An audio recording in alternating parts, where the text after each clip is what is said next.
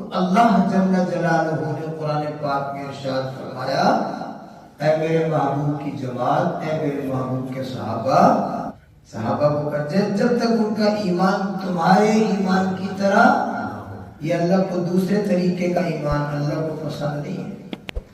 فَإِنْ آمَنُوا بِمِثْلِ مَا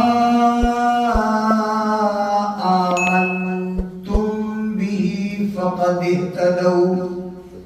اے میرے محبوب کی جماعت، اے میرے نبی کے صحابہ، اگر وہ لوگ بھی اس طرح ایمان لاتے ہیں جیسے تم ایمان لائے ہو، پھر تو اللہ کے ہاں وہ ایمان قبول ہے، پھر تو وہ سیدھے راستے پر ہدایت پا گئے۔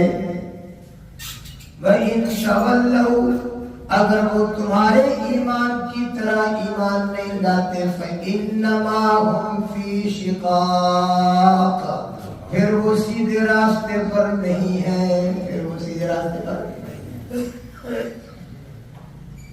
تو صحابہ کا ایمان اللہ کو پسند ہے، اور دوسرے لوگ بھی اس وقت اللہ کے ہاں مومن بنیں گے جب ان کا ایمان صحابہ کے ایمان کے جیسا ہو۔ اپنی مرضی کی بات نہیں چلے گی۔ لوگ تو ایسے بد نصیب اور بدبخت نکلے کہ وہ صحابہ کو کہتے ہیں ہم نہیں مانتے، یا صحابہ کے متعلق کہتے ہیں کہ وہ مومن نہیں تھے۔ اللہ نے تو قیامت تک آنے والے انسانوں کو کہا کہ تمہارا ایمان ان کے ایمان جیسا ہوگا تو معتبر ہے، ورنہ تمہارا ایمان معتبر نہیں ہے۔ الحمدللہ رب السماوات ورب الارض رب العالمین، وَلَهُ الْكِبْرِيَاءُ فِي السَّمَاوَاتِ وَالْأَرْضِ وَهُوَ الْعَزِيزُ الْحَكِيمُ۔ مَا يَفْتَحِ اللَّهُ لِلنَّاسِ مِنْ رَحْمَةٍ فَلَا مُمْسِكَ لَهَا وَمَا يُمْسِكْ فَلَا مُرْسِلَ لَهُ مِنْ بعده وهو العزيز الحكيم۔ ونشهد أن لا إله إلا الله وحده لا شريك له،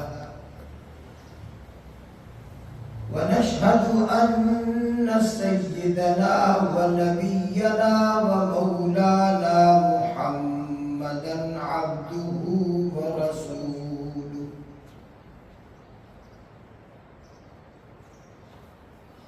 صلى الله تعالى عليه وعلى آله وأصحابه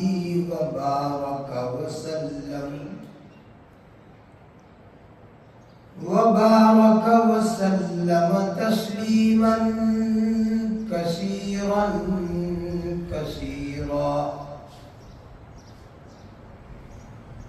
أما بعد، فأعوذ بالله من الشيطان الرجيم، بسم الله الرحمن الرحيم۔ فإن آمنوا بمثل ما آمنتم به فقد اهتدوا، وإن تولوا فإنما هم في شقاق، فسيكفيكهم الله وهو السميع العليم۔ بسم الله الرحمن الرحيم۔ إن الله وملائكته يصلون على النبي، يا أيها الذين آمنوا صلوا عليه وسلموا تسليما۔ اللهم صل محمد وعلى آل محمد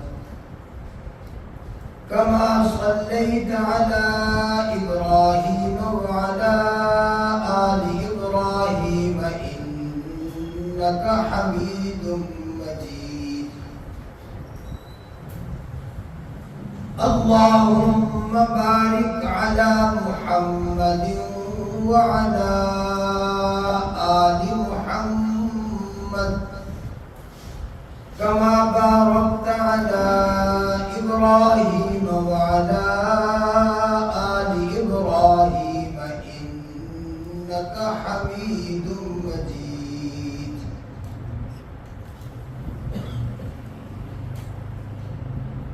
میرے محترم بھائیوں، بزرگوں، دوستوں، ساتھیوں،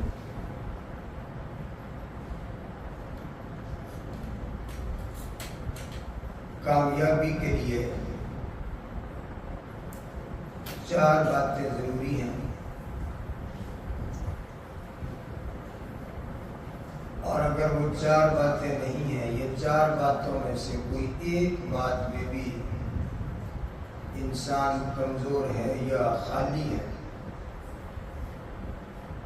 تو پھر وہ انسان ناکام ہے، کامیاب نہیں ہے۔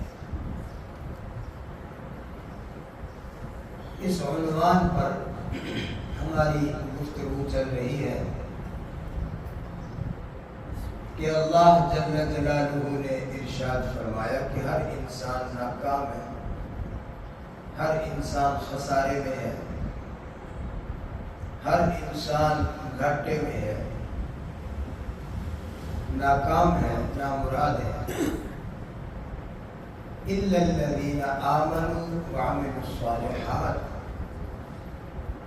مگر وہ لوگ جو ایمان لائیں اور عمل بھی صالح ہو، عمل نیک کریں، وَتَوَاصَوْا بِالْحَقِّ، اور حق بات کہتے ہوں، وَتَوَاصَوْا بِالصَّبْرِ، اور حق پر آنے والی تکلیف و مصیبتوں پر صبر کریں۔ تو یہ 4 باتیں اگر ہیں تو انسان کامیاب ہے۔ اگر ایمان نہیں تو بھی کامیاب نہیں۔ ایمان لے آیا، عمل نیک نہیں، عمل اچھا نہیں، تو بھی بہت بڑے خطرے کی بات ہے، انسان کامیاب نہیں۔ اور اگر عمل بھی نیک کرتا ہے لیکن دوسروں کو حق بات نہیں کہتا، پھر بھی انسان پورا کامیاب نہیں۔ حق بات کہتے ہوئے جو تکلیفیں اور مصیبتیں آتی ہیں اس پر صبر نہیں کرتا، پھر بھی کامیاب نہیں۔ تو کامیابی کے لیے جیسے آپ جانتے ہیں کہ کسی بھی بلب کو روشن کرنے کے لیے 2 تاروں کا ہونا ضروری ہے، 2 تاریں۔ ایک تار لگی ہوئی ہو تو بلب روشن نہیں ہوگا، 2 لگی ہوئی۔ تو اسی طرح یہاں 4 تاروں کی ضرورت ہے، 4 تاریں لگی ہوئی ہوں اور یہ 4 کام ہو رہے ہیں تو پھر انسان کامیاب ہے۔ اگر یہ 4 باتیں مکمل نہیں ہیں تو انسان کامیاب نہیں ہے۔ پہلی بات کیا ہے؟ ایمان۔ نبی علیہ السلام نے صحابہ کو ایمان سکھایا۔ ہر آنے والا شخص پوچھتا تھا ایمان کیا ہے؟ اخبرنی عن الایمان، اے اللہ کے نبی ایمان کیا ہے؟ مل ایمان، ایمان کیا ہے؟ تو نبی علیہ السلام نے ہر شخص کو ایمان سمجھایا، اللہ کو ماننا، اور اس طرح ماننا جس طرح اللہ کے نبیوں نے بتایا ہے، اپنی مرضی کا نہیں ماننا۔ اللہ کو ماننے میں تو کسی کا انکار تھا ہی نہیں۔ مکے کے جو مشرک تھے، کافر، بت پرست لوگ، بتوں کو پوجنے والے، لات، منات، عزا، ہبل کے پجاری، کیا وہ اللہ کو نہیں مانتے تھے؟ اللہ کو مانتے تھے۔ ایسا تو کوئی طبقہ نہیں تھا جو یہ کہتا کہ ہم اللہ کو نہیں مانتے، ایسا کوئی بھی نہیں تھا۔ یہ بعد میں یعنی ہمارے زمانے میں یا کچھ تھوڑا سا ہمارے زمانے سے پہلے یہ ایک نیا ذہن پیدا ہوا جس کو آپ کمیونسٹ کہہ لیں، ملحد کہہ لیں، داہیہ مذہب کہہ لیں، داہیہ لوگ، وہ اللہ کو نہیں مانتے۔ یہ تو بعد میں لوگ پیدا ہوئے۔ جو دنیا کی مجموعی آبادی ہے، تمام مذاہب کی، کوئی زمینی مذاہب ہے، کوئی آسمانی مذاہب ہے، اللہ کو سب مانتے ہیں۔ ہندو بھی اللہ کو مانتے ہیں، حالانکہ بت پرست ہیں، پجاری ہیں بتوں کے، دیویوں کے، دیوتاؤں کے پجاری ہیں، بلکہ ان کے وہ اتنے زیادہ خداؤں کے پجاری ہیں۔ ہندو جو ہے اتنے زیادہ خداؤں کو پوجتے ہیں، ان کو خود بھی معلوم نہیں ہے کہ ہمارے خدا کتنے۔ تفسیر عثمانی میں حضرت مولانا شبیر احمد عثمانی رحمۃ اللہ علیہ لکھتے ہیں کہ ہندوؤں کے 33 کروڑ خدا ہیں۔ کتنے؟ 33 کروڑ۔ تو اگر ہندوؤں کو کہو کہ یار تم اپنے خدا گنوا دو، 33 کروڑ گنوا دو، گنوا دیں گے؟ ان کو تو خود پتہ نہیں ہے کہ ہمارے خدا کتنے، اور دن بدن ان کے خداؤں میں اضافہ ہوتا ہے۔ یہ بات بھی ہے، آئے دن خدا بڑھتے رہتے ہیں۔ جو چیز خوبصورت نظر آئے اس کو پوجنا شروع کر دیا، جو چیز دوسری چیزوں سے زیادہ اچھی نظر آئے اس کو پوجنا شروع کر دیا، جس چیز میں کوئی فائدہ نظر آئے اس کو پوجنا شروع کر دیا۔ پانی پیاس بجھا دیتا ہے تو پانی کو پوجنا شروع کر دیا۔ جس چیز میں کوئی تھوڑا سا خطرہ اور خوف نظر آئے اس کو پوجنا شروع کر دیا کہ آگ جلا ڈالے گی، لہذا آگ کو پوجنا شروع کر دیا۔ گنگا کو پوجتے ہیں، جمنا کو پوجتے ہیں، آگ کو پوجتے ہیں، جنوں کو پوجتے ہیں، دیوتائیں اور دیویاں اور دیو، خدا جانے سانپ کی پوجا کی، بچھو کی، چوہے کی، یعنی میں آپ کو کیا بتاؤں کہ کوئی چیز چھوڑی نہیں ہے۔ بخاری شریف میں ایک صحابی آ کر مسلمان ہوئے تو وہ اپنی بت پرستی کی باتیں بتاتے تھے کہ ہمارا بت پرستی کا دور کیسا ہے، کہ بعض دفعہ سفر میں ہوتے بت پاس نہ ہوتا جس کو پوجنا ہے، کیونکہ وہ تو گھر میں رکھا ہوا تھا، تو کئی لوگوں نے گھروں میں بت رکھے ہوئے تھے جن کو پوجتے تھے۔ جب سفر میں جانا ہوتا، بھئی سفر میں بھی تو کسی کی ضرورت پڑ جائے گی، تو ان سارے بتوں میں جو چھوٹا ہوتا نا، اٹھانا آسان ہوتا، اس کو جیب میں ڈال کے یا سفر میں باندھ کے اس کو ساتھ لے جاتے ہیں، تو اس سفر میں کوئی مصیبت آئے گی تو اس کو پوجو۔ پھر سفر میں جناب وہ جب کوئی مصیبت آ جاتی، سامان سے اس کو نکالتے، سامنے رکھتے اور معافی مانگتے، سجدہ کرتے، اسے اپنی مراد مانگتے۔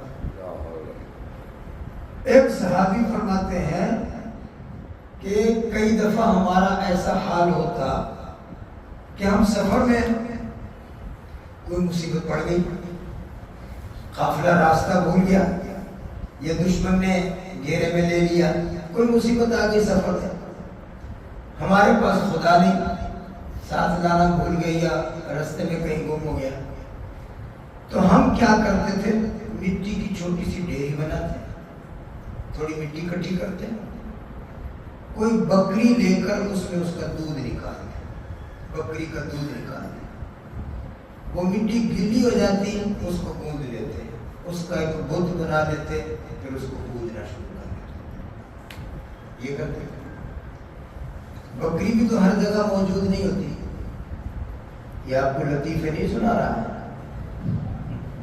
بکری بھی تو ہر جگہ میسر نہیں ہوتی، تو پھر کیا کرتے، وہ پانی پوری ڈال لیتے، مٹی میں پانی ڈال کے مٹی کو گوندا، گوند کر بت بنایا، اس کی پوجا شروع کر دی۔ اور اگر کبھی پانی بھی نہ ہو تو پھر پیشاب کر لیتے ہیں۔ یہ ہے مشرک کا بت پرستی کا حال۔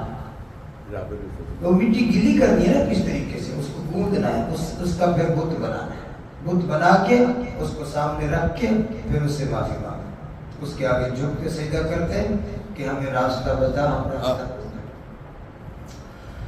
تو میرے بھائیوں، کوئی بھی ایسی تہذیب، کوئی ایسا مذہب، کوئی ایسی قوم تھی نہیں جو اللہ کو بالکل نہ مانتے سارے، لیکن بس یہ ظلم کرتے تھے کہ اسلام کہتا ہے اللہ کو وحدہ لا شریک مان، لیکن لوگ کیا کہتے نہیں، اللہ کے ساتھ اور بھی نکے نکے چھوٹے چھوٹے ماڑے ماڑے اور بھی خدا ہیں، چلو تھوڑا تھوڑا ان کی پوجا کریں، اور یہ سارے بھی اللہ کے ہی بندے ہیں، ہم ان کو بھی راضی کریں، ان کی بھی پوجا کریں، ساتھ اللہ کی بھی کریں۔ اللہ فرماتے وَمَا يُؤْمِنُ أَكْثَرُهُمْ بِاللَّهِ إِلَّا وَهُمْ مُشْرِكُونَ۔ اکثر اللہ کو مانتے، انکار نہیں کرتے، إِلَّا وَهُمْ مُشْرِكُونَ، لیکن ساتھ شراکت داروں کو مانتے اور بھی ہیں۔ یہ تو بعد میں آ کر، یہ ابھی کوئی کہنے کہ شاید 100 سال ہوا ہوگا یا اس کے آس پاس، یہ ایک مذہب لوگ نکل آئے گا کہ خدا کو ماننے کی کیا ضرورت ہے، چھوڑو خدا ہے ہی نہیں۔ یہ سارا کارخانہ، یہ زمین آسمان، یہ سارا جہان، یہ کائنات، یہ کس نے بنایا، کیسے ہو گیا؟ کہتے اپنے آپ ہو گیا، اپنے آپ، خود بخود دھماکہ ہوا، ایک دھماکہ ہوا، آسمان اوپر چلا گیا، زمین نیچے پھیل گئی، پھر دھماکہ ہوا، پھر پہاڑ بن گئے، پھر دھماکہ ہو گیا، پھر سمندر بن گئے، پھر جناب کوئی دھماکہ ہو گیا تو انسان پیدا ہو گیا، مخلوق بن گئی۔ روزانہ دھماکے ہوتے ہیں، نئے نئے بندے پیدا ہوتے ہیں، کوئی چلتے چلتے دھماکہ ہو گیا تو مر گیا، کوئی دھماکہ ہو گیا تو نیا پیدا ہو گیا۔ یہ کہتے ہیں دھماکے ہو رہے ہیں بس، یہ پوری کی پوری کائنات، عربی میں کہتے ہیں کیف واتفق، اور یہ انگریزی میں کیا کہتے ہیں ایکسیڈنٹ ہو گیا، حادثہ ہو گیا، یہ ہو گیا، یہ ہو گیا، کرنے والا کوئی نہیں، کرنے والا خدا کوئی نہیں۔ تو یہ تو ایک بے عقل لوگ اب پیدا ہوئے، ورنہ ہندو ہے، سکھ ہے، عیسائی ہے، یہودی ہے، بت پرست ہیں، مشرک ہیں، مجوسی ہیں، صابی ہیں، جتنے بھی مذاہب تھے یا رہے ہیں اس دھرتی پر، اللہ کو سارے مانے، خدا کو سارے مانے۔ تو بات کیا ہے؟ ایمان کیا؟ ان تؤمن باللہ، اللہ پر یقین کرنا، اللہ کو ماننا، لیکن اللہ کو ایسے نہیں ماننا جیسے تم نے خود سمجھا ہوا ہے یا تمہارے باپ دادوں نے بتایا۔ اللہ کو ایسے ماننا ہے جیسے اللہ کے نبیوں نے بتایا ہے۔ اللہ کو ایسے ماننا جیسے اللہ کے نبیوں نے، وہ کیا؟ ان تؤمن باللہ وحدہ لا شریک لہ، اللہ کو مانو، اللہ جل جلالہ وحدہ لا شریک ہے، اس کا کوئی شریک نہیں۔ پھر فرشتوں کو ماننا، فرشتوں کو اس طرح ماننا جیسے نبیوں نے بتایا، اپنی مرضی کے نہیں۔ کتابوں کو ماننا اس طرح جس طرح اللہ کے نبیوں نے سمجھایا۔ رسولوں پر ایمان، اور اس طرح ایمان جیسے نبیوں نے سمجھایا۔ ایمان اپنی مرضی کا نہیں، اللہ اور اللہ کے رسول نے جو بتایا اس طرح ماننا۔ نبی علیہ السلام کے زمانے اقدس میں ایمان لانے والے جو پارٹیاں تھیں، ایمان لانے والے جس کو ہم کہتے ہیں مومن مسلمان، دو قسم. کتنی قسم؟ دو قسم. ایمان لانے والے لوگ دو قسم. ایک تو وہ لوگ ہیں جن کو آپ جانتے ہیں کہ ہم کہتے ہیں صحابہ، مہاجرین، انصار، یہ صحابہ تھے، یہ نبی پاک پر ایمان لائے. یہ ایمان لانے والی ایک پارٹی، ایک جماعت. دوسری بھی ایک جماعت نبی پاک پر ایمان لانے والے، وہ کون ہے؟ جس کو کہتے ہیں منافقین. قرآن پاک میں پوری ایک سورت ہے، سورۃ المنافقون. منافق لوگ ایمان نہیں لاتے. منافق لوگ بھی نبی علیہ الصلوۃ والسلام پر ایمان لائے. قرآن کہتا ہے وَمِنَ النَّاسِ مَن يَقُولُ آمَنَّا بِاللَّهِ وَبِالْيَوْمِ الْآخِرِ وَمَا هُمْ بِمُؤْمِنِينَ. سبحان اللہ. کہ کئی لوگ ایسے ہیں جو زبان سے کہتے ہیں آمنا باللہ وبالیوم الآخر، ہم اللہ پر بھی ایمان لائے، اللہ کے نبیوں پر، اللہ کے رسولوں پر، قیامت کے دن پر ہم ایمان لاتے ہیں، لیکن اللہ فرماتے ہیں وما ہم بمؤمنین، وہ مومن نہیں تھے. وہ کہتے تھے ایمان لائے، مسلمان ہیں، لیکن مومن نہیں. تو دو پارٹیاں تھیں ایمان لانے والی. ایک جس کو ہم صحابہ کہتے ہیں، اور ان کے ساتھ ملے جلے لوگ بیچ میں خلط ملط ہو کے کچھ منافقین تھے جو کہتے ہیں ہم ایمان لائے لیکن دل سے ایمان. اب صحابہ کرام رضی اللہ عنہم اجمعین وہ بھی سمجھتے تھے کہ یہ بھی ہمارے بھائی ہیں، ایمان لائے ہیں. تو اللہ جل جلالہ نے قرآن پاک میں ارشاد فرمایا اے میرے محبوب کی جماعت، اے میرے محبوب کے صحابہ، وہ جو دوسری پارٹی ہے نا کہتے ہیں ہم ایمان لائے ہیں، ان کا ایمان اس وقت تک اللہ کے ہاں معتبر نہیں جب تک ان کا ایمان تمہارے ایمان کی طرح نہ ہو. صحابہ کو کہتے ہیں جب تک ان کا ایمان تمہارے ایمان کی طرح، یہ اللہ کو دوسرے طریقے کا ایمان اللہ کو پسند نہیں ہے. فَإِنْ آمَنُوا بِمِثْلِ مَا آمَنْتُمْ بِهِ فَقَدِ اهْتَدَوْا. اے میرے محبوب کی جماعت، اے میرے نبی کے صحابہ، اگر وہ لوگ بھی اس طرح ایمان لاتے ہیں جیسے تم ایمان لائے ہو، پھر تو اللہ کے ہاں وہ ایمان قبول ہے، پھر تو وہ سیدھے راستے پر ہدایت پا گئے. وَإِن تَوَلَّوْا، اگر وہ تمہارے ایمان کی طرح ایمان نہیں لاتے، فَإِنَّمَا هُمْ فِي شِقَاقٍ، پھر وہ سیدھے راستے پر نہیں ہے، پھر وہ سیدھے راستے پر نہیں ہے. تو صحابہ کا ایمان اللہ کو پسند ہے، اور دوسرے لوگ بھی اس وقت اللہ کے ہاں مومن بنیں گے جب ان کا ایمان صحابہ کے ایمان کے جیسا ہو. اپنی مرضی کی بات نہیں چلے گی. لوگ تو ایسے بد نصیب اور بدبخت نکلے کہ وہ صحابہ کو کہتے ہیں ہم نہیں مانتے، یہ صحابہ کے متعلق کہتے ہیں کہ وہ مومن نہیں تھے. اللہ نے تو قیامت تک آنے والے انسانوں کو کہا کہ تمہارا ایمان ان کے ایمان جیسا ہوگا تو معتبر ہے، ورنہ تمہارا ایمان معتبر نہیں ہے، ان جیسا ہے. یہ معیار حق ہے، یہ ترازو ہے، ترازو، یہ معیار ہے، یہ پیمانہ ہے. اس طرح ایمان ہو تو معتبر ہے، ورنہ نہیں. تو ایمان کون سا ہو؟ صحابہ والا. سیدھی سیدھی بات، ایمان کون سا ہو؟ صحابہ والا. جناب سیدنا صدیق اکبر کا ایمان، سیدنا فاروق اعظم کا ایمان، سیدنا عثمان کا ایمان، سیدنا حضرت علی المرتضیٰ کا ایمان، عشرہ مبشرہ جیسے ایمان لائے، بیعت الرضوان والے جیسے ایمان لائے، بدر میں جو صحابہ آئے جیسے وہ ایمان لائے. ایسا ایمان ہوا. خیر یہ تو ایک تمہیدی بات سمجھ لیں. میں اگلی بات عرض کرنا چاہتا تھا. دنیا کے کاروبار اور دنیا کے مال و دولت کو اکٹھا کرنے جمع کرنے کے معاملے میں صحابہ دو قسم تھے.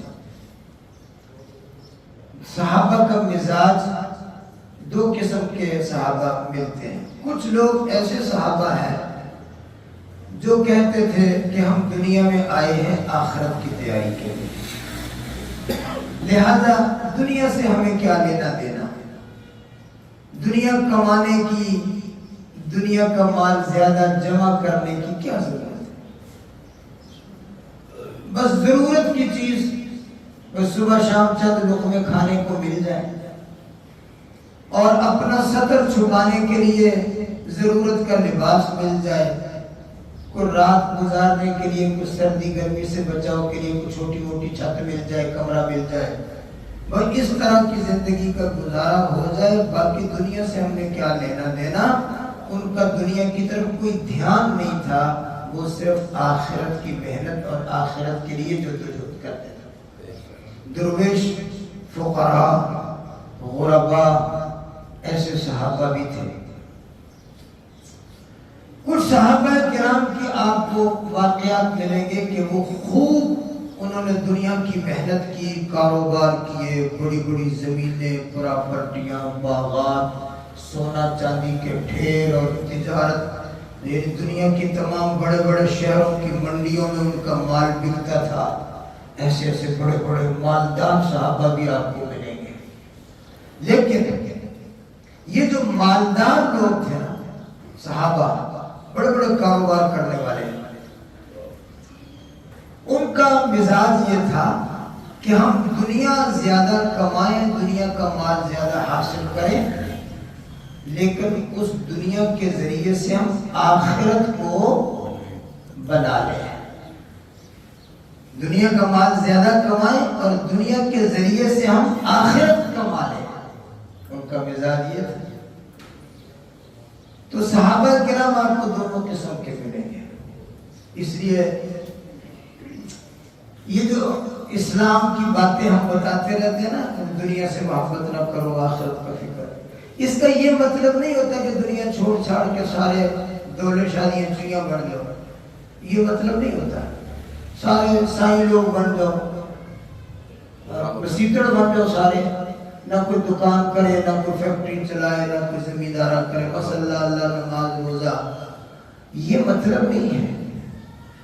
مطلب یہ ہے کہ دنیا سے اتنا تعلق رکھو جتنا دنیا میں رہنا ہے، اور دنیا میں رہتے ہوئے اپنی آخرت کو اتنا بنا دو جتنا آخرت میں رہنا ہے. اور دوسری بات یہ کہ دنیا میں رہتے ہوئے دنیا اتنی کما لو، بے شک جتنی مرضی کما لو، لیکن اس دنیا کے مال کے ذریعے سے اپنی آخرت بناؤ. دنیا کو دنیا بنانے کا ذریعہ نہ بناؤ، دنیا کو آخرت بنانے کا ذریعہ بناؤ. صحابہ کرام میں بڑے بڑے مالدار لوگ تھے. مثال کے طور پر میں چھوٹی چھوٹی باتیں عرض کرتا ہوں. صحابہ میں آپ نے مشہور نام سنا حضرت سیدنا زبیر رضی اللہ تعالی عنہ. کیا نام ہے؟ سیدنا زبیر بن العوام رضی اللہ تعالی عنہ. حضرت سیدنا زبیر یہ ان صحابہ میں سے ہیں جو 10 صحابہ نبی علیہ السلام نے جن کو نام لے لے کر جنت کی بشارت دی ہے. ان میں ایک زبیر بھی ہے. ابو بکر، عمر، عثمان، علی، طلحہ، زبیر، سعد، سعید، عبد الرحمن بن عوف اور ابو عبیدہ بن جراح. یہ 10 لوگ ہیں. یہ تو نام لے لے کر حضور نے فرمایا کہ یہ بھی جنت ہے، یہ بھی جنت ہے، یہ بھی جنت ہے، یہ بھی جنت ہے. اور آخر میں پتہ کیا فرمایا؟ آخر میں فرمایا کہ یہ 10 صحابہ کے متعلق اگر کوئی ایسا مسلمان ہے کلمہ پڑھتا ہے، ساری رات عبادت کرتا ہے، ہمیشہ روزہ رکھتا ہے، عبادت کرتے کرتے سوکھ کے کانٹا ہو گیا ہے، لیکن ان 10 صحابہ میں سے کسی ایک کے متعلق اگر ایک رائی کے دانے کے برابر بھی اس کے دل میں بغض ہے تو اللہ کو اس کی عبادتوں کی کوئی پرواہ نہیں ہے، اللہ اس کو ناک کے بل جہنم میں گرائے گا۔ ایسے صحابہ ہیں۔ ان میں سے ایک صحابی ہے جن کا میں نے نام لیا، حضرت زبیر رضی اللہ، یہ نبی علیہ السلام کی پھوپھی کا بیٹا ہے۔ ایک رشتہ، دوسرا رشتہ یہ حضرت خدیجہ رضی اللہ تعالی عنہا کا بھائی کا بیٹا ہے، بھتیجا ہے۔ حضرت خدیجہ کی طرف سے بھی رشتہ داری ہے، حضرت خدیجہ کا بھتیجا نبی علیہ السلام کی پھوپھی کا بیٹا ہے، 2 رشتے ہو گئے۔ تیسرا رشتہ یہ حضرت نبی پاک صلی اللہ علیہ وسلم کا ہمزلف ہے، حضرت عائشہ رضی اللہ عنہا حضور کی بیوی ہے، عائشہ کی بڑی بہن حضرت اسماء یہ زبیر کی بیوی ہے، یہ بھی رشتہ داری ہے۔ اور چوتھی بات یہ کہ نبی علیہ السلام نے فرمایا ہر نبی کا حواری ہوتا ہے، میرا حواری زبیر ہے۔ حواری پہرے دار، باڈی گارڈ، محافظ۔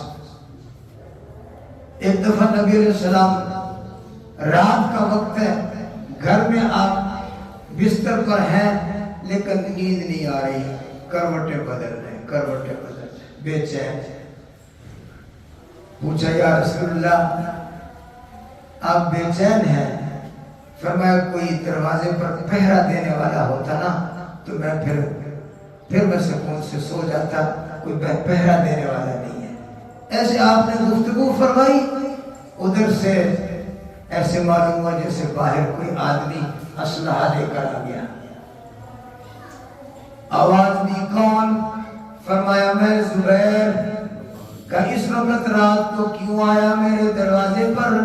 کہ حضور میں رات کو بستر پر لیٹا، مجھے بے چینی ہو گئی، نیند نہیں آئی، میرے دل میں آیا کہ اللہ کے نبی کے دروازے پر جا کے پہرا دینا چاہیے۔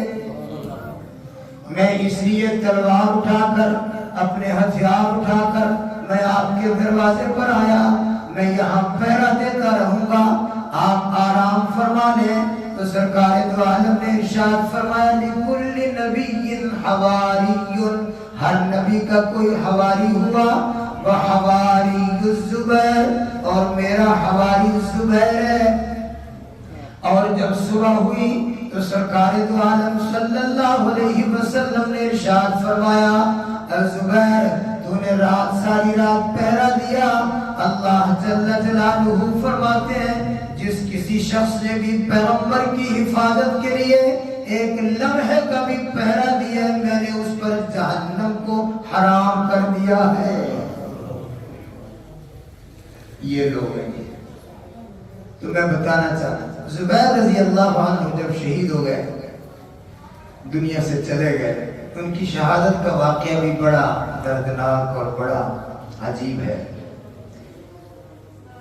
تو اس کے بعد پھر ان کے بیٹا حضرت عبداللہ بن زبیر، انہیں فکر ہوا کہ میرے ابا جان نے تو لاکھوں لوگوں کے قرض دینے تھے، تو قرضے ادا کرنے، انہوں نے قرضے ادا کیے جتنے بھی تھے، کئی لاکھ۔ پھر اس کے بعد حضرت زبیر رضی اللہ تعالی عنہ کی جب وراثت تقسیم ہوئی، میں بتا رہا ہوں کہ صحابہ کتنے بڑے بڑے مالدار تھے، یہ بتا رہا ہوں صحابہ کتنے بڑے بڑے مالدار تھے۔ اس لیے اسلام یہ نہیں کہتا کہ دنیا چھوڑ دو، کاروبار چھوڑ دو، سائی لوگ بن دو، سائی، یہ نہیں کہتا۔ کمالو دنیا، یہ سارے گجرا والے کے لوگ سارے مل کر اتنا دنیا کا مال نہیں کما سکتے جتنا زبیر چھوڑ کے گیا تھا۔ حضرت زبیر کی جب وراثت تقسیم ہوئی، پہلے لاکھوں کے قرض ادا ہوا، پھر کئی لاکھ کی وصیت تھی وہ پوری کی، پھر اس کے بعد جب وراثت تقسیم ہوئی تو وراثت میں بیویوں کو 8واں حصہ ملتا ہے۔ کوئی شخص فوت ہو، اس کی اولاد بھی ہو، کچھ بیٹا یا بیٹی، تو پھر بیوی کو کتنا ملتا ہے؟ بولو 8واں حصہ. ایک ہو بیوی 8واں حصہ، 2 ہو دونوں کو 8واں حصہ، وہ آپس میں آدھا آدھا کر 16واں حصہ آ جائے گا ایک. 4 بیویاں ہوں تو وہی 8واں حصہ 4 حصوں میں تقسیم کر کے ان کو مل جائے گا. 32واں حصہ 32واں حصہ، اس طرح چاروں کو یہ حصے ملیں گے. تو 8واں حصہ کس کا ہوتا ہے؟ بیوی. اب زبیر کی وراثت تقسیم ہوئی، 8واں حصہ بیویوں کو ملتا ہے. ہر ایک بیوی کو 4 بیویاں تھیں، ایک بیوی کو 48 لاکھ روپیہ ملا. اس زمانے میں 48 لاکھ ایک بیوی کو، دوسری کو بھی 48 لاکھ، تیسری کو بھی 48 لاکھ، چوتھی کو بھی 48 لاکھ. یہ چاروں کا حصہ ملا کر یہ مال کا 8واں حصہ ہے. 7 حصے اور ہیں، اور پھر یہ سارے 8 حصے ملا کر یہ مال کا 2/3 ہے.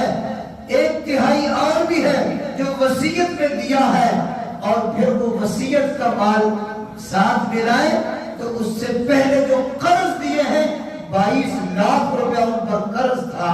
تو یہ ساری مالیت جو ہے، اتنا مال چھوڑ کر صحابی فوت ہوا تھا حضرت زبیر رضی اللہ تعالیٰ. بڑے بڑے مالدار تھے. حضرت عبد الرحمن بن عوف رضی اللہ تعالی عنہ جب دنیا سے رخصت ہوئے، انہوں نے کتنا مال چھوڑا کہ کہتے ہیں سونے کی بڑی بڑی اینٹیں تھیں. اب تو سونے کی اینٹ ہوتی ہے نا اتنی سی، کہتے سونے کی اینٹ ہوتی اتنی سی ہے، وہ پوری اینٹیں تھیں جتنی اینٹیں تم دیواروں میں لگاتے ہو. اتنی بڑی بڑی سونے کی، اتنا زیادہ سونا تھا کہ جب ان کے مال کو ورثہ نے تقسیم کیا تو تقسیم کرتے وقت وہ سونے کی اینٹوں کو کاٹنے کے لیے آریاں جو تھی وہ آریاں ٹوٹ گئی. لوگ کاٹ کاٹ کے تھک گئے، اتنا مال چھوڑ کر دنیا سے گئے. سونا کاٹنے والی آریاں ٹوٹ گئی. تو اسلام یہ نہیں کہتا کہ دنیا نہ کماؤ. اسلام اگر یہ کہتا، توجہ کرنا، اگر اسلام کا یہ مزاج ہوتا تو کہ دنیا نہ کماؤ، روپے پیسے نہ کماؤ، کاروبار نہ کرو، تو آپ بتائیے پھر اسلام میں زکوٰۃ کا حکم ہوتا؟ زکوٰۃ کس لیے ہے؟ مالداروں پر ہے نا. اگر اسلام مال کمانے کا ہی روادار نہیں ہے تو پھر اسلام زکوٰۃ کا حکم کیوں لایا؟ پھر اسلام حج کا حکم کیوں لایا؟ حج تو مالداروں پر ہے. پھر اسلام قربانی کا حکم کیوں لایا؟ قربانی تو مالداروں پر ہے. تو اسلام مال کمانے سے منع، مال کمانے سے منع. لیکن صحابہ کا مزاج دیکھو کہ مال کماتے تھے لیکن اس مال کے ذریعے سے اپنی آخرت بناتے تھے کہ جیسے موقع ملا تو ہم اس مال کے ذریعے سے ایسا سودا کریں گے کہ ہم آخرت میں کامیاب ہو جائیں اور آخرت کما لیں. حضرت عبد الرحمن بن عوف رضی اللہ تعالی عنہ جو اپنے زمانے کا سب سے بڑا مالدار ہے، صحابی رسول حضرت عبد الرحمن بن عوف عشرہ مبشرہ بالجنہ میں سے ہیں. سرکار دو عالم کی خدمت میں حاضر ہوئے. آپ نے فرمایا عبد الرحمن جی یا رسول اللہ صلی اللہ علیہ وسلم. فرمایا میں نے خواب دیکھا، خواب میں نے دیکھا کہ میں نے جنت کا دروازہ کھولا. جنت کا دروازہ جب میں نے کھولا تو میں نے کہا آ جاؤ جنت میں. تو لوگ جنت میں آنے والے آ گئے. ابو بکر بھی آ گیا، عمر بھی آ گیا، فلاں بھی آ گیا، فلاں بھی آ گیا. عبد الرحمن تو نہیں آیا. میں پریشان ہو گیا کہ میرا صحابی عبد الرحمن کیوں پیچھے رہ گیا، وہ کیوں نہیں آیا. وہ بھی آ گیا، وہ بھی آ گیا، فلاں بھی، فلاں بھی، فلاں بھی، فلاں بھی. نام لیتے رہے، سارے جنت میں چلے گئے، تو نہیں آیا. میں تیرے متعلق فکر مند ہو گیا، پریشان ہو گیا. تو بہت بعد میں سب سے آخر میں تو آیا اور پھر تو جنت میں داخل ہوا. جی یا رسول اللہ صلی اللہ علیہ وسلم، یہ آپ جو فرما رہے ہیں میں سب سے بعد میں آیا، میں سب سے آخر میں آیا، یہ میری تاخیر اور میرے پیچھے آنے کی وجہ کیا ہے؟ آپ نے فرمایا تو بہت بڑا مالدار ہے، تو بہت بڑا دنیا دار ہے، باقی درویش مفلس لوگ ہیں وہ جنت میں چلے گئے، تو اپنے مال کا حساب دیتا رہا اس لیے تو دیر سے پہنچا۔ جب یہ بات سرکار دو عالم نے ارشاد فرمائی، عرض کیا یا رسول اللہ اس مال نے مجھے پیچھے کیا، اس مال کے حساب میں میں پھنسا رہا، اس لیے میں جنت میں تاخیر سے پہنچا۔ میں آپ کو گواہ بنا کر کہتا ہوں میں اپنا سارا مال اللہ کے راستے میں دیتا ہوں۔ یہ ہے صحابہ کہ مال کمایا تو پھر جب دیکھا موقع آ گیا کہ اس مال کے ذریعے سے ہم آخرت بنا سکتے ہیں، آخرت کما سکتے ہیں، تو فوراً سارے مال کو اللہ کے راستے میں خرچ کر دیا اور آخرت کو کما لیا۔ صحابہ کرام میں ایسی بات نہیں ہے کہ وہ کوئی دنیا داری کا کام جانتے نہیں تھے، وہ کوئی انہیں پتہ نہیں تھا کہ مال کیسے کمانا۔ بڑے بڑے مالدار تھے، بڑے بڑے زمیندار، بڑے بڑے جاگیروں والے، لیکن یہ مزاج تھا۔ کچھ صحابہ ایسے تھے جنہوں نے دنیا کی طرف نظر اٹھا کے نہیں دیکھا کہ ہم دنیا میں آئے ہیں آخرت بنانے کے لیے، قیامت کا فکر ہے، آخرت کا فکر ہے، دنیا کی کیا ضرورت ہے، کیوں یہاں اتنی محنت کریں۔ انہوں نے دنیا کی طرف نظر اٹھا کے بھی نہیں دیکھا اور آخرت کی محنت میں لگے۔ کئی ایسے تھے، سیدنا حضرت ابو ذر رضی اللہ عنہ، سیدنا حضرت ابو ذر رضی اللہ تعالی عنہ، ان کا واقعہ عرض کرتا ہوں۔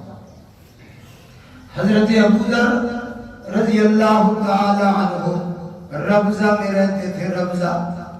ربضہ ایک قصبہ تھا مدینے سے باہر مکے کے راستے میں، جنگل میں ایک چھوٹا سا قصبہ، وہاں سکونت اختیار فرمائی، وہاں رہتے تھے۔ آخری زندگی کے کئی سال وہاں گزارے۔ ہوا یہ کہ صحابہ کرام جب مدینے سے مکے جاتے تھے، کوئی حج کرنے، کوئی عمرہ کرنے، تو ربضہ میں سٹاپ کرتے تھے، حضرت ابو ذر کی زیارت کرتے، ملاقات کرتے، دعائیں لیتے، پھر آگے جاتے۔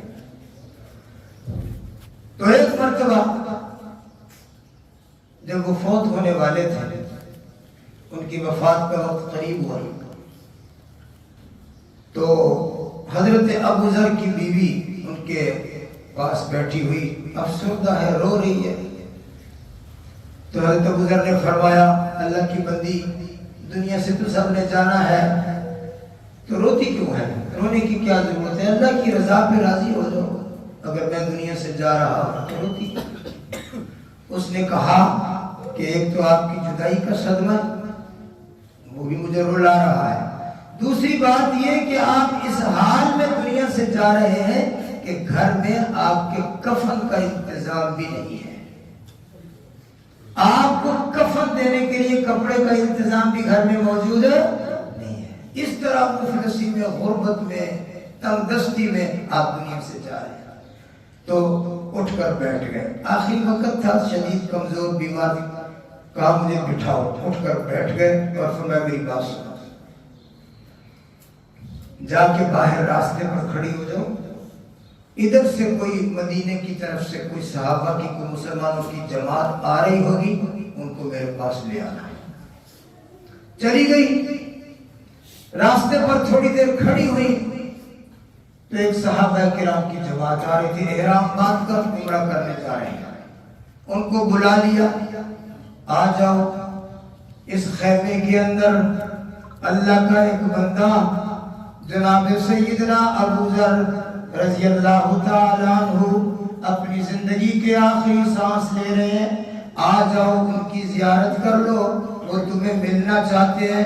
صحابہ کرام کی جماعت حضرت ابو ذر کے خیمے میں آ گئے، جناب سیدنا ابو ذر رضی اللہ تعالیٰ عنہ شدید تکلیف اور بیماری کی حالت میں یہ جماعت آ گئی، جس میں حضرت عبداللہ بن عمر بھی ہیں، عمر کا بیٹا، جناب حضرت عبداللہ اور دیگر صحابہ کرام ہیں عمرہ کرنے جا رہے ہیں، زیارت کے لیے آ گئے۔ حضرت ابو ذر نے فرمایا مجھے بٹھا دو، ان کو اٹھا کر بٹھایا۔ پھر سیدنا ابو ذر رضی اللہ تعالی عنہ فرمانے لگے سنو میں تمہیں ایک واقعہ سنانا چاہتا ہوں۔ فرماتے ایک مرتبہ میں نبی علیہ السلام کی خدمت میں حضور کی مجلس میں ہم 7 آدمی بیٹھے ہوئے تھے۔ کتنے آدمی؟ ہم 7 آدمی حضور کی مجلس میں بیٹھے ہوئے تھے۔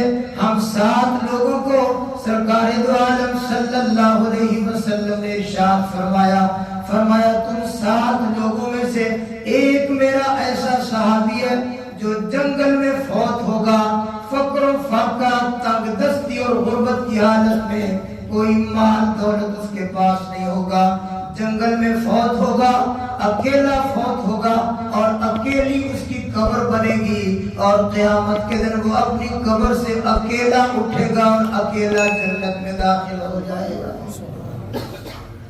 تم 7 میں سے ایک ایسا ہے۔ پھر ابو ذر فرمانے لگے میں اچھی طرح جانتا ہوں وہ 7 جو ساتھی تھے ان میں سے 2 مکے میں فوت ہو کر مکے میں دفن ہو گئے، 2 مدینے میں فوت ہوئے، وہ مدینے میں دفن ہو گئے، 2 ساتھی فلاں شہر میں فوت ہوئے، وہ وہاں دفن ہو گئے، جنگل میں فوت ہونے والا میں اکیلا ہوں، لہذا تم میری فوتگی کا انتظار کرو اور میرا جنازہ پڑھ کر جانا۔ اس لیے کہ سرکار دو عالم صلی اللہ علیہ وسلم نے ارشاد فرمایا تھا وہ جنگل میں مرنے والا میرا صحابی جب فوت ہونے لگے گا تو میرے صحابہ کی ایک جماعت اس کے پاس پہنچ جائے گی، اور حضور نے فرمایا تھا وہ جماعت اس وقت دھرتی پر سب سے افضل لوگ ہوں گے، سب سے اعلیٰ لوگ ہوں گے، سب سے زیادہ شان والے لوگ ہوں گے۔ فرمایا وہ جماعت آئے گی، وہ جنازہ پڑھے گی، وہ اس کی قبر بنائے گی، وہ اس کو دفن کرے گی، اور پھر دفن کر کے وہ جماعت اپنے لیے اپنے کام پہ اپنے سفر پہ رخصت ہو جائے گی۔ اور اس وقت سرکار دو عالم نے فرمایا تھا وہ جنگل میں مرنے والا اور اس کی جنازہ میں اور اس کے کفن دفن میں شریک ہونے والے سارے کے سارے بغیر حساب کے جنت میں جائیں گے۔ اب میری موت کا وقت ہے، انتظار کرو، جنت میں جانا ہے تو جنازہ پڑھ کے جانا۔ چنانچہ یہ ارشاد فرمایا اور کہا کہ میرے مرنے کا وقت آ گیا تو حضرت عبداللہ بن عمر رضی اللہ عنہ نے فرمایا حضرت اگر اجازت ہو یہ میرے احرام کی جو 2 چادریں ہیں میں ان چادروں میں آپ کو کفن دے دوں؟ فرمایا نہیں، اس کفن کو میں نہیں لوں گا۔ کیوں؟ اس لیے کہ تو حکومت سے تنخواہ لیتا ہے، بیت المال سے جن صحابہ کی تنخواہیں لگتی ان میں یہ بھی تھا کہ تو بیت المال سے کیا لیتا ہے؟ تنخواہ لیتا ہے۔ حکومت سے تنخواہ لینے والا آدمی کا مال میں نہیں استعمال کرتا۔ کون ہے؟ عبداللہ بن عمر کا بیٹا، ہاں، اور وہی جن کے متعلق خود فرما رہے ہیں کہ اللہ کے نبی نے فرمایا تو وہ سارے کیا ہیں؟ بغیر حساب کے جنتی ہیں۔ اتنا مال سے پرہیز کرتے تھے بچتے تھے۔ ایک اور صحابی تھے، انہوں نے کہا حضرت یہ میری جو کفن کی چادریں ہیں نا یہ میری اماں نے محنت مزدوری کر کے کچھ روپے کمائے، پھر اس سے خود ہی جا کر وہ بازار سے سوت لے کر آئی، پھر اس نے سوت کا دھاگا بنایا چرخے کے ساتھ، پھر اس دھاگے کے ساتھ اس نے اپنے ہاتھوں سے یہ چادریں بن کر مجھے دی ہیں، یہ میں احرام لے کر جا رہا ہوں عمرہ کرنے کے لیے، یہ میری اماں کی محنت مزدوری کی حلال کمائی ہے، اگر اجازت ہو تو یہ آپ کو کفن میں دے دیں۔ فرمایا ہاں یہ ٹھیک ہے، یہ میرا کفن بنا دینا۔ چنانچہ یہ آخری گفتگو ہوئی اور ابو ذر فوت ہو گئے اور عبداللہ بن عمر نے ان کا جنازہ پڑھایا، ان کو غسل دیا، ان چادروں میں ان کو کفن دیا گیا اور وہاں جنگل میں ان کو دفن کر دیا گیا، اور پھر آگے عمرہ کرنے چلے گئے۔ اللہ کے نبی کی بشارت کے مستحق بنے کہ وہ جنازے والا آدمی اور جنازہ پڑھنے والے سارے بغیر حساب کے یہ صحابہ ہے۔ تو کئی ایسے تھے جنہوں نے دنیا کی طرف نظر اٹھا کر بھی نہیں دیکھا، کیا ضرورت ہے اس میں؟ آخرت کی فکر کی. اور کئی ایسے تھے جنہوں نے کروڑوں اربوں خربوں کمائے لیکن اس کو آخرت کی کمائی پر لگایا. یہ صحابہ کی زندگی ہمارے سامنے. اللہ جل جلالہ ہمیں صحابہ کی محبت نصیب فرمائے. اللہ ان جیسا ایمان نصیب فرمائے.